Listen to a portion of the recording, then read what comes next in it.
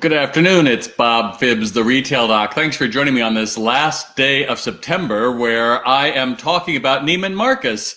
And Neiman Marcus is in the news because they exited bankruptcy this week and they've decided to close Hudson yards. But I'm going to give you three tips that I think any retailer can learn from what they have gone through. And I am Bob Phibbs, the Retail Doc. If you don't know, I'm in my 26th year as a retail doctor. I work with some of the greatest luxury brands in the world, from Omega and Hearts on Fire Diamonds and all kinds of other timepiece and clothing companies, all the way to regional chains and brands and even individuals, mom and pops. But today I'm talking about Neiman Marcus because they are in the news.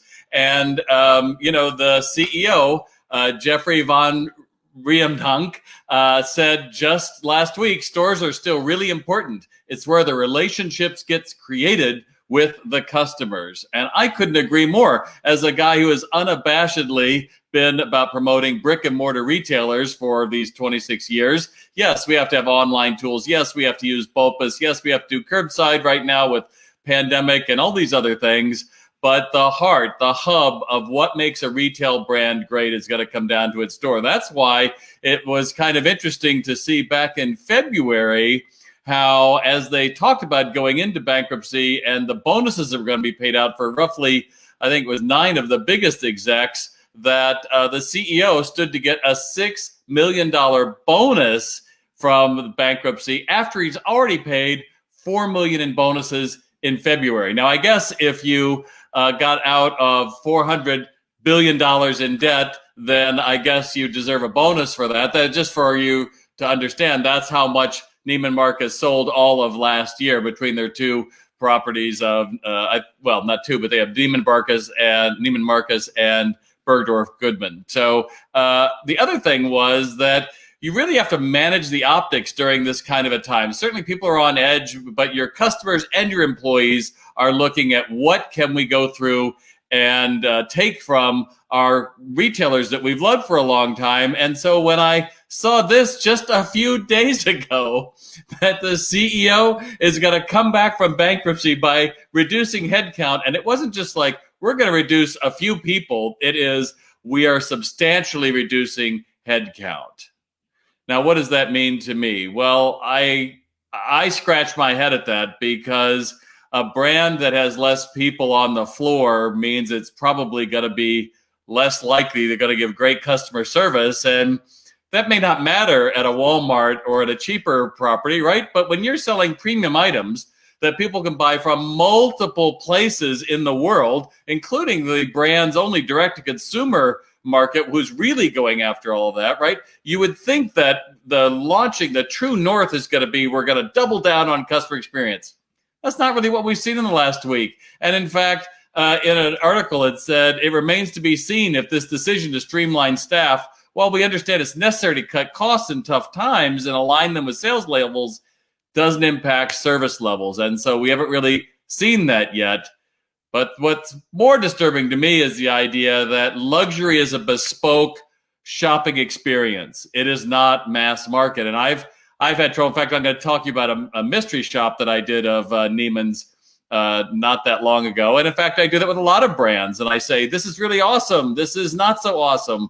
But shoppers come into store for an experience with human beings. Yeah, you can go through and you can bring out the latest technology and tablets and all these other things. And you can save John from having to go in the back and find out if he has the size 9 in that shoe. But you can't off-put building rapport and engaging a stranger.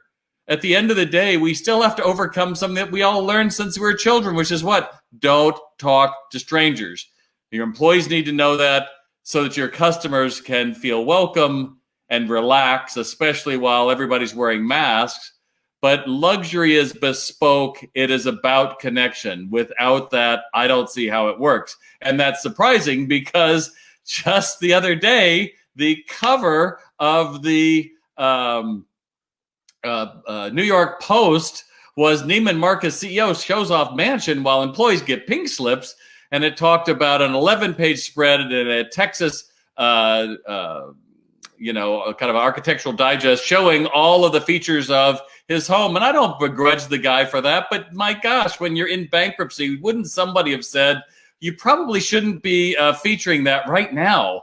And especially in that same article, it says Neiman is giving rehired staffers just 2 months to pay the premiums that would normally have been deducted from paychecks. Apparently they'd been paying it while they're on furlough, and now they're expecting that money back. Mind you, Macy's and other companies have done this, and no one is asking for this back. We've never heard this before. And those who can't afford it are being told to take out loans to cover the costs. I talk about head-scratching moments. It's not just the CEOs not managing the optics, but it's also, what does that say to your associates who you really need to bring them back to a different level of service? And what does that say to your customer base? Because everyone is consuming everything all the time right now. The least of it is they're closing Hudson Yards. And don't get me wrong, they are closing an $80 million store that had about 180,000 square feet after little more than a year at one of the most eye-popping, beautiful areas in Manhattan. But yet it comes down to the basics, doesn't it? That employees are your most important asset. You make their day, they're going to make the customer's day. And so if you're watching this with me, don't you agree that it's employees your most important asset? Wouldn't you think that the people that can most touch your customers are the ones you invest in and give training to? But that's not quite it. In fact, I was at a Neiman Marcus, the flagship store, a couple of years ago. I just happened to be in there, and I came in at around Christmas time. I thought, oh, let's see what this beautiful store looks like. And I actually filmed a video of me. I think it had 100,000 or something views of me buying a leather jacket. Now, I went in there just to look around, and in the men's department had like no service, not even like a hi, as I'm picking out jackets that are $500, $600, thousands of dollars. Not even a come over, help me figure out how to try it on. Here's a dressing room, and none of that. Like totally quiet. So I end up, I'm like, well, I kind of like this jacket. It's a color, that looks good on me. And so I ended up buying it in spite of the fact, oh, by the way, it was on sale on racks because they couldn't sell it at full price. God forbid you actually engage a stranger and say, wow, that looks great. Let me put this with it. No, when I checked out, the young man said to me, after I've signed it, I'm ready to walk out. That would have looked really good with a pair of black jeans. I go, oh, do you have those? No, maybe down below. It's like, great time to suggest after I'm out the door. And here's the thing. So many retailers are hurting right now because you don't understand it's being brilliant on the basics. I don't care what your widget is. I don't care what it is. There is nothing that has been invented yet that has been able to mimic a well-trained, engaged salesperson. Yeah, you can go through and offload an awful lot of things to apps. And yeah, you can give them a lot of tools. And yeah, you can shop virtually on a website and get all that. But make no mistake, that human connection of somebody opening their heart to another human being, that's where the gold is going to be in 2021. And either you're going to put money into your employees and you're going to say, they're my most valuable asset, or you're not. And so, secret shoppers, my third point to you is that secret shoppers really tell you what an average customer experience is. Yes, there's a lot of fraud out there. Somebody's getting $5 to do a secret shop. That's not it. But you really delve into it to understand, what does someone who may not be familiar with the store, what do they come away with? And you really understand it. And that goes to your C-level execs, right? Instead of you walking through the store and doing a glad hand, why don't you spend actually 30 minutes on the floor and watch what happens? Because I'll tell you, when I visited their store in Hudson Yards last year, I think it was, I was shocked at how many people were just stationed at the front of a department waiting for someone to walk up to them and talk to them. I have to believe that's coming in the way that they're trained, but I'm here to tell you there's a better way. And that's why I encourage you to follow me, because I'm going to be talking about sales training just a little bit here at the end. But Neiman Marcus is not unusual. And I thought, all right, it's a luxury brand. I'll just check out their website today. I know Jared Lang is a shirt that I like. I'll just check it out. And lo and behold, I was shocked what brand I was looking at, because they're having a friends and family sale now, where every men's shirt is 25% off with this coupon, and you get free shipping delivery. Oh, and you get more and more. I thought I was looking at a Macy's website with the free and extra. And so today, I just want to tell you that the 3 lessons for any retailer to be looking at is manage the optics. Manage the optics of working together. If you say it's we're going to do this together, then be careful of those moments when it looks like, no, I. And that goes for several CEOs who are going through bankruptcy. The optics for the team. I don't know how you lead a team when they read how many millions of dollars you get and how they're being asked by personnel, or whoever it is, to pay back their health care that they've been taking care of for the last 2 months. I don't know how you rally the troops around that. Number 2 is luxury demands a bespoke, personal touch, not less. So I don't know how that's going to work out in 2 of the biggest luxury brands in the world. And secret shoppers let you know exactly what's going on in the store. And I even have a bonus for you today. Hold on. I have a bonus for you. That's right. I have a bonus for you today. And that was quite simply that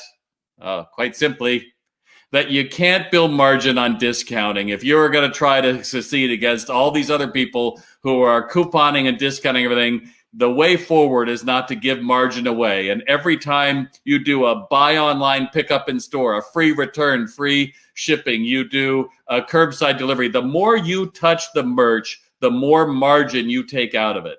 And then it's going to sit on a shelf or on a rack. And because you don't have sales training, you didn't really figure it out how to actually sell the merch. You think the merch can actually do the heavy lifting of engaging a shopper. And yeah, on my case, I bought a leather jacket from Neiman, and I love that jacket. Here's the thing. They gave away 25%, and they didn't do anything with that first purchase. I should have gotten 2 or 3 other shirts. I should have had the black pants. I should have walked out there raving about the experience. And don't think I know that Nordstrom and some of you other guys who have been around for a long time, you have work to do with yours too. And that's why I think, again, as a sales trainer, as a retail analyst, as a motivator, I work with the great brands to build the customer connection. And so I encourage you to join me on SalesRX, where I actually take apart how do you build how do you engage a shopper, discover what they're after, connect with their heart in a human way, not a salesy way, but one that ultimately gets the sale. Because I get it. There's a lot of people out there saying, if I walked up to somebody, do you have this in a large? No, but we could ship it. And the answer is, they're going to run to the tablet and ship it. That's not the answer, because until I try it on, I am not satisfied. And when I walk out, even though you're going to ship it from another store and I might get it in 2 or 3 days, the reality is my eyes are still open. I didn't get fulfilled.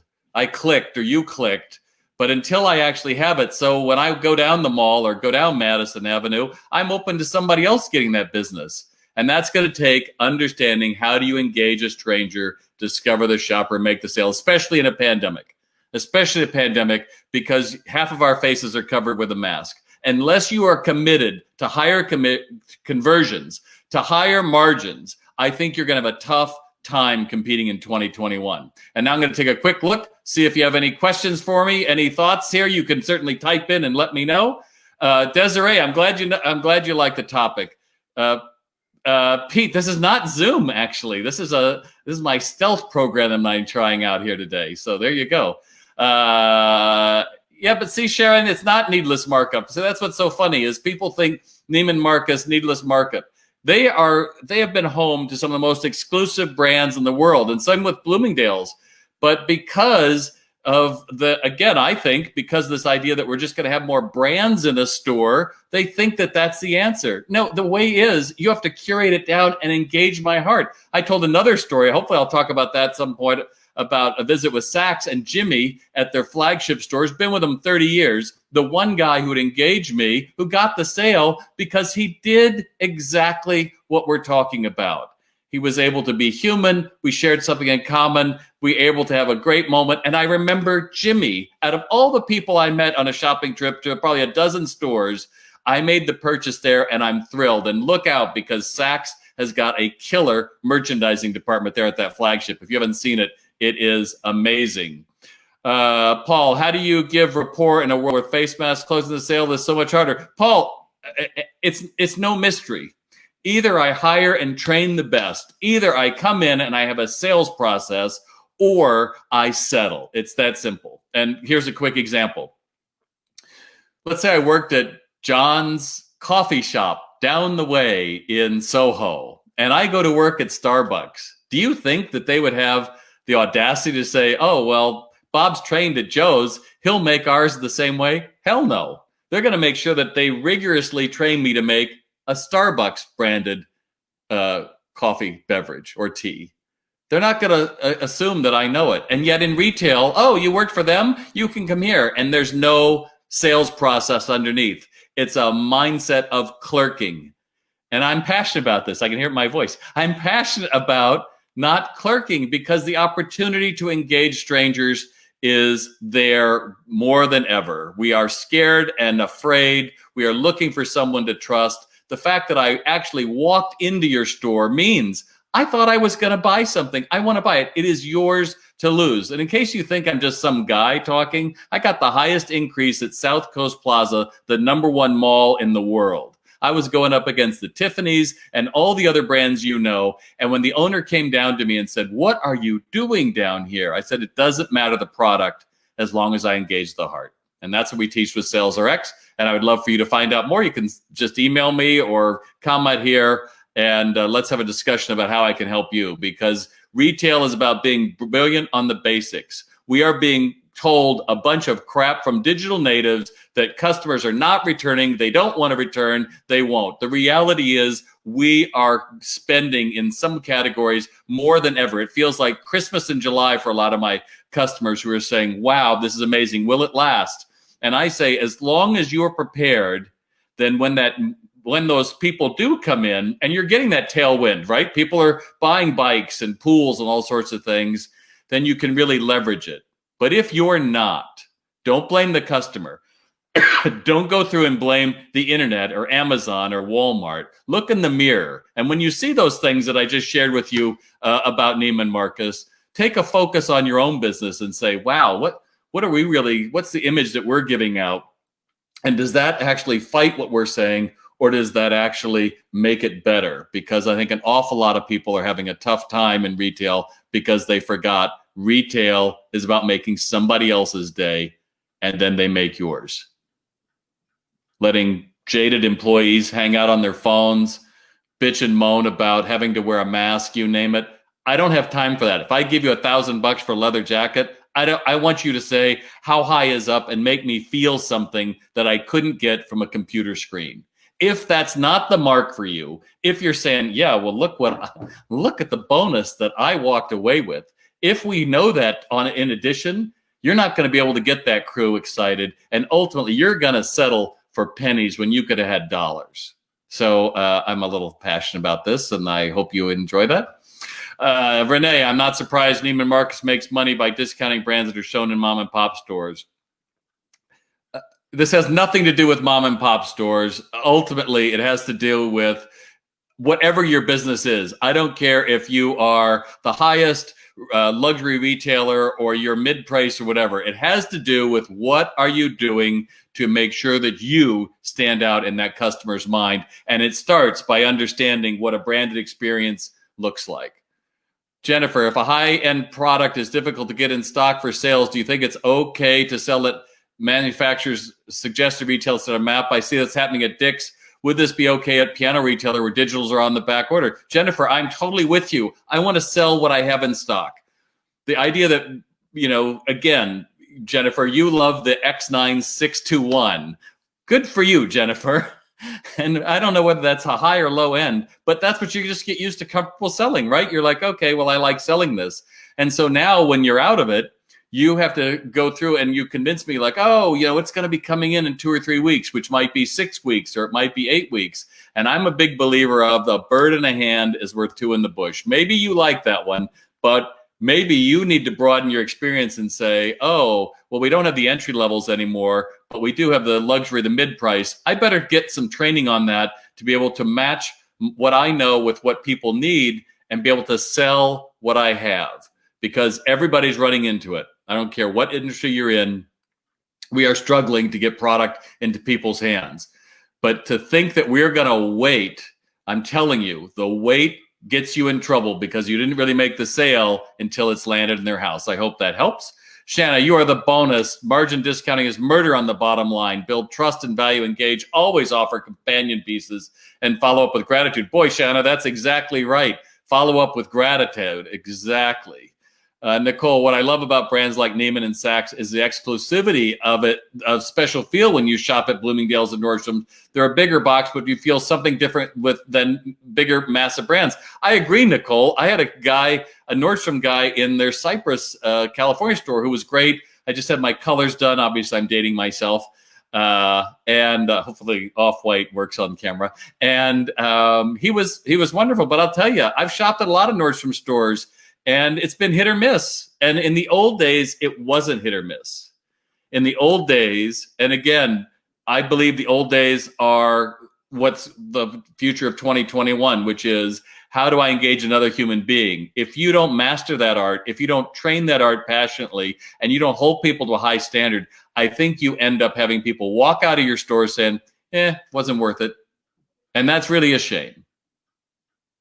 Sharon, rant on. There you go. So if you like what I have to say, put it in comments below. Share it with your friends, because I'm going to do these once a week. I'm going to pick whatever the retail story is of the week, give you 3 things that you can take away from it, and do a better job with your business. We can change the world by the people working and shopping in retail if we just give a damn about the people working for us. I'm Bob Phibbs, the Retail Doc. I'll see you next week. Thanks for joining me.